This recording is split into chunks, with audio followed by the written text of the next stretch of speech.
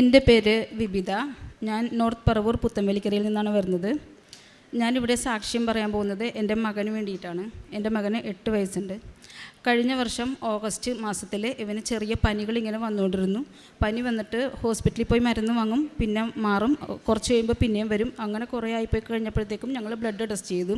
Blood test ചെയ്ത് കഴിഞ്ഞപ്പോഴേക്കും അവന് ബ്ലഡ് HB ആകെ 2.8 ഉണ്ടായിരുന്നുള്ളൂ.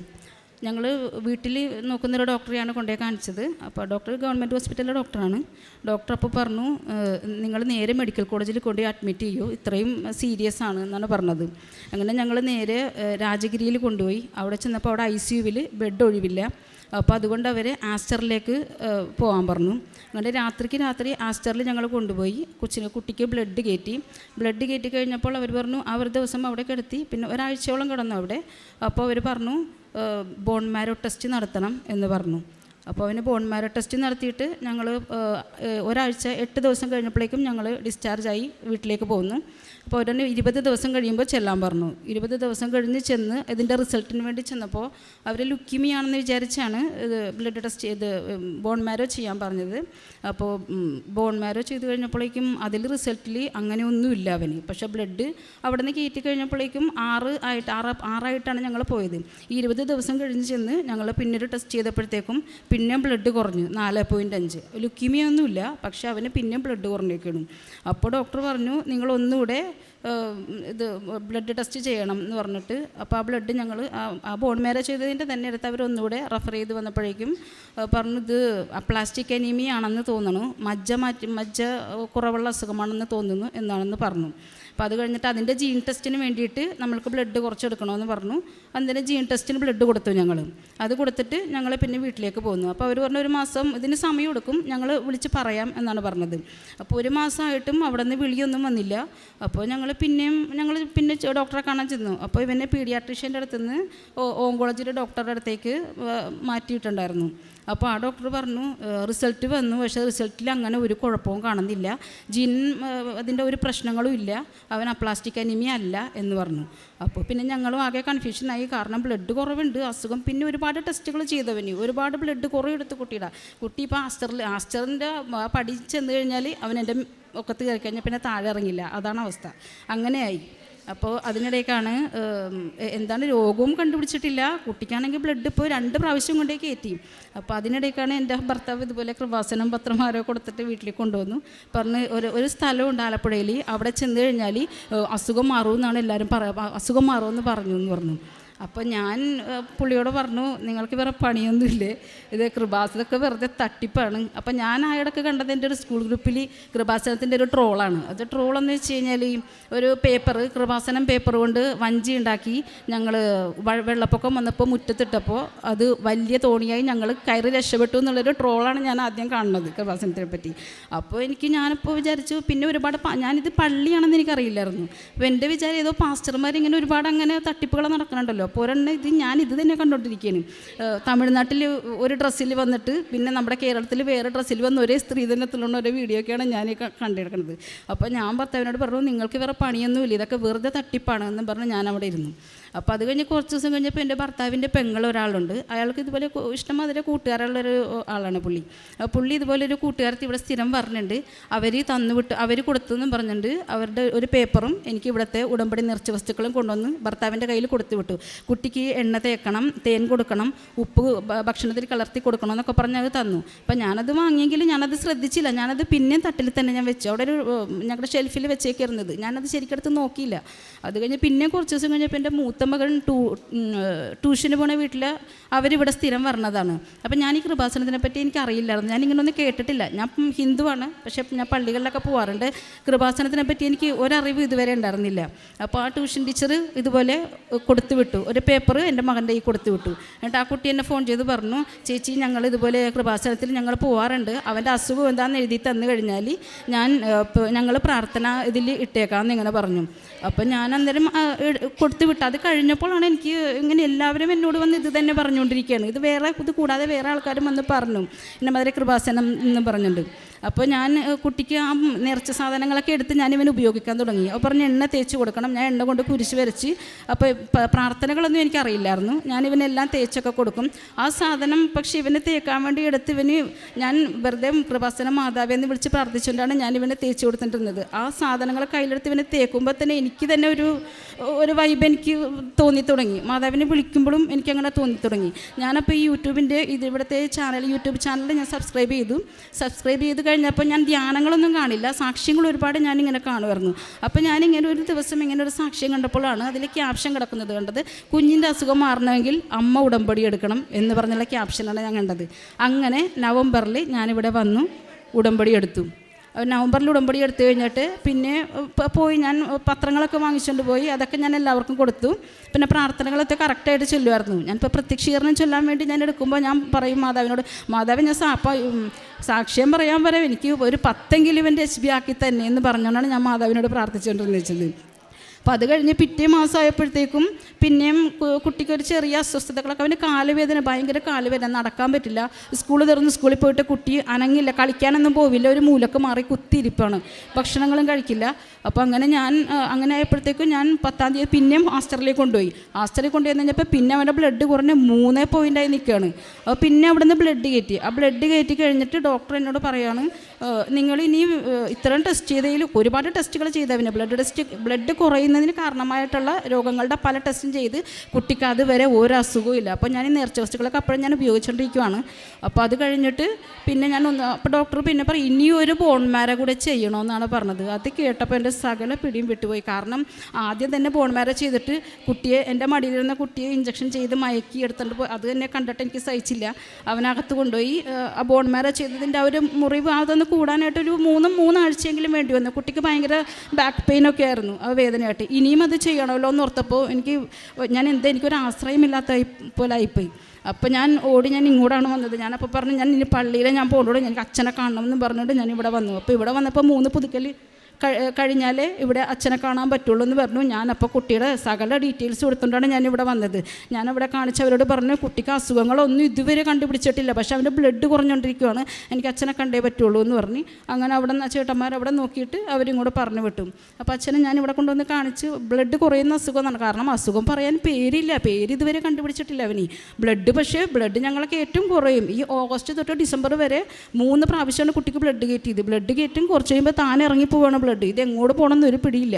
അപ്പോൾ അങ്ങനെ അച്ഛനോട് ഞാൻ ഇവിടെ വന്ന് പറഞ്ഞു ഭക്ഷണം കഴിക്കില്ല, ജ്യൂസ് കൊടുത്താൽ ജ്യൂസ് കഴിക്കില്ല, പാല് കുടിക്കില്ല, ഭയങ്കര വാശി നിർബന്ധമൊക്കെയാണ് അവന്.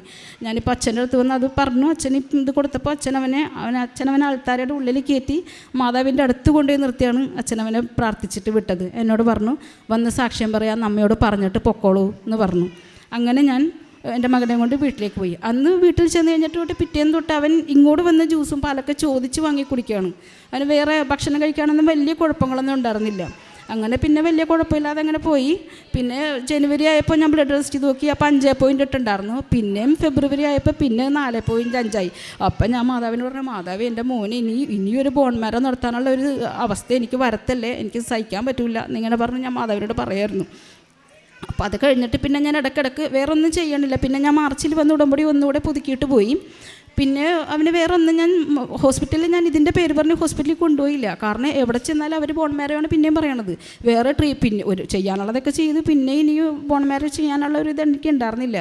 അപ്പം ഞാൻ വിശ്വസിക്കുന്നു, കാരണം എന്തോ വലിയ അസുഖം വരാനുള്ളത് മാതാവ് അവന് വഴി തിരിച്ച് വിട്ടു എന്ന് ഞാൻ വിശ്വസിക്കുന്നു.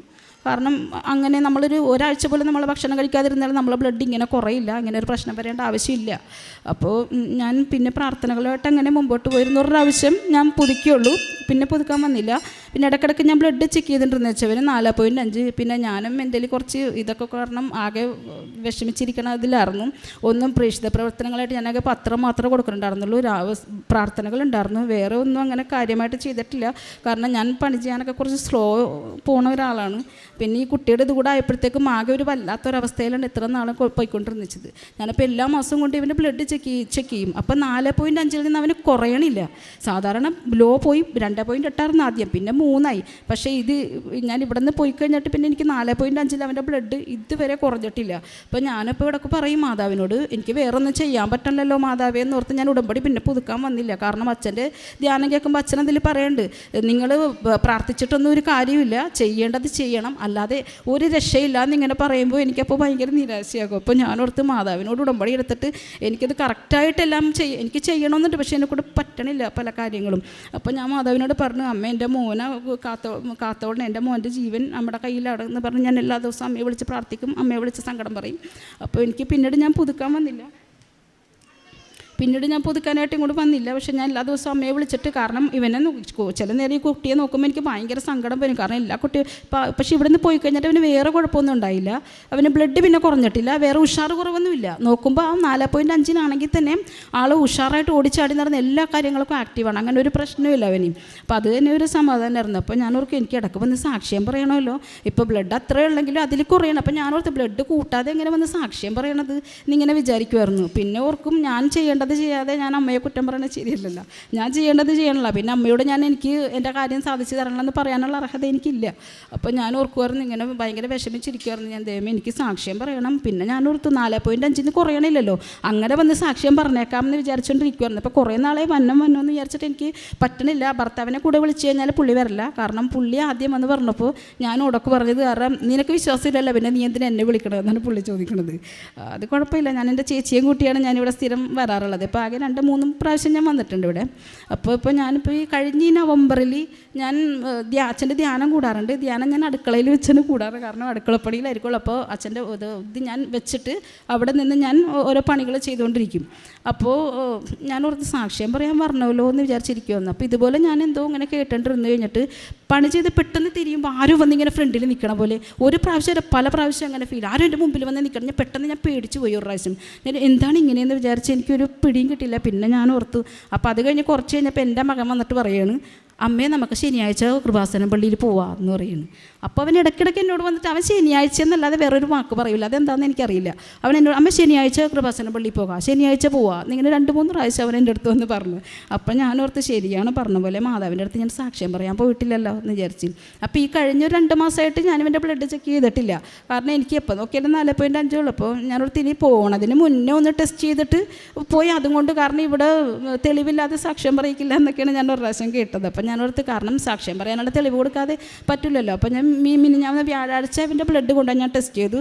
അപ്പോൾ നോക്കിയപ്പോഴത്തേക്കും 7.8 ഉണ്ട് അവന് HB. അപ്പോൾ ഞാൻ ഓർത്ത്, എന്നാൽ പിന്നെ എന്തായാലും സാക്ഷ്യം പറയാൻ വേണ്ടി തന്നെയാണ് ഞാൻ അതെടുത്തത്. ഞാനപ്പോൾ ഓർത്ത് 4.5 മാതാവിനോട് ഞാൻ പ്രാർത്ഥിച്ചു, അമ്മ എനിക്ക് സാക്ഷ്യം പറയാനുള്ള ഒരു ഇത് തന്നെട്ടമ്മ, അതിനുള്ളൊരു അളവ് എൻ്റെ ബ്ലഡ് എനിക്ക് കൂട്ടി തന്നെ ഒരു 5 ഉണ്ടാവണമെന്ന് അത്രയും ഞാൻ, കാരണം അതിൽ കൂടുതൽ ചോദിക്കാനുള്ള അർഹത എനിക്കില്ല അമ്മേനോട്. അപ്പോൾ അങ്ങനെ വിചാരിച്ചുകൊണ്ടാണ് ചെയ്തത്. അപ്പോൾ നോക്കിയപ്പോഴത്തേക്കും 7.8 ഉണ്ട് അവന്. അപ്പോൾ അങ്ങനെ ഞാൻ അവനെ കൊണ്ട് ഇപ്പോൾ വന്നതാണ്. എൻ്റെ മകന് വലുതായി എന്തോ വരാനിരുന്നതാണെന്ന് എൻ്റെ മനസ്സ് പറയണം. പിന്നെ ഞാൻ പലവട്ടം ഞാൻ വേണ്ടെന്ന് വെച്ചിട്ടും അമ്മ എന്നെ ഇവിടെ തന്നെ കൊണ്ടുവന്ന് എത്തിച്ചു, അത് എനിക്കറിയാം. പിന്നെ എനിക്ക് അമ്മയുടെ ഏറ്റവും വലിയ പ്രത്യേകതയായിട്ട് എനിക്ക് തോന്നുന്നത്, അമ്മയെ എപ്പോൾ വിളിച്ചാലും അമ്മയുടെ പ്രസൻസ് എനിക്ക് കിട്ടാറുണ്ട്.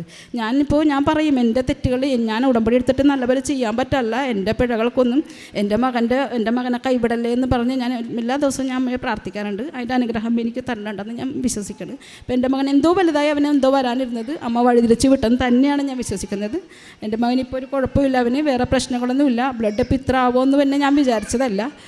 ഇനി അമ്മക്ക് വേണ്ടി എനിക്ക് ഉടമ്പടി എടുക്കണം എന്നുണ്ട്. അത് ഞാൻ ഇനി എന്നെക്കൊണ്ട് പറ്റണ പോലെ ഞാൻ നല്ലപോലെ ചെയ്യും.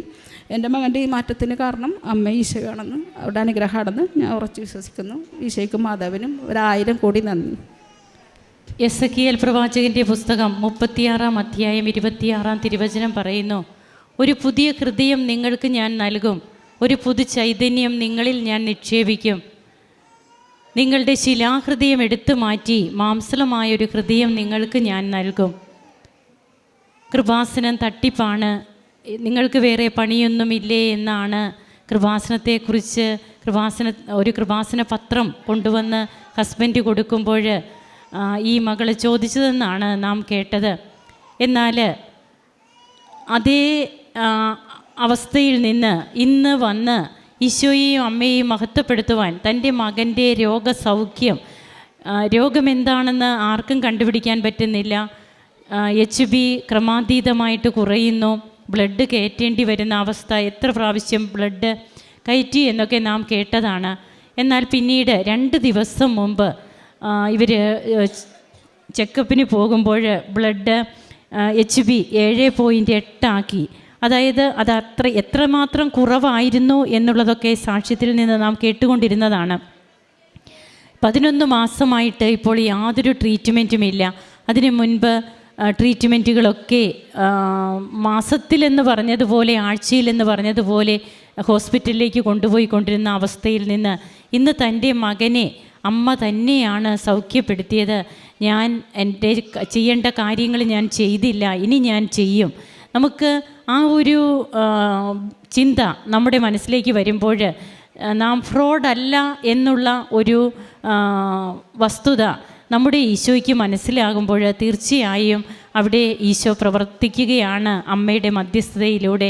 അങ്ങനെ നമ്മിലെ ശിലാഹൃദയം എടുത്തു മാറ്റി മാംസളമായ ഹൃദയം നൽകി നമ്മളെ പുതുവ്യക്തികളാക്കി ഇവിടെ കൊണ്ടുവന്ന് നിർത്തി സാക്ഷ്യം പറയുന്ന ആ ഒരു അനുഭവത്തിലേക്ക് നാമും നമ്മുടെ കുടുംബവും വളരണം, ഉയരണം.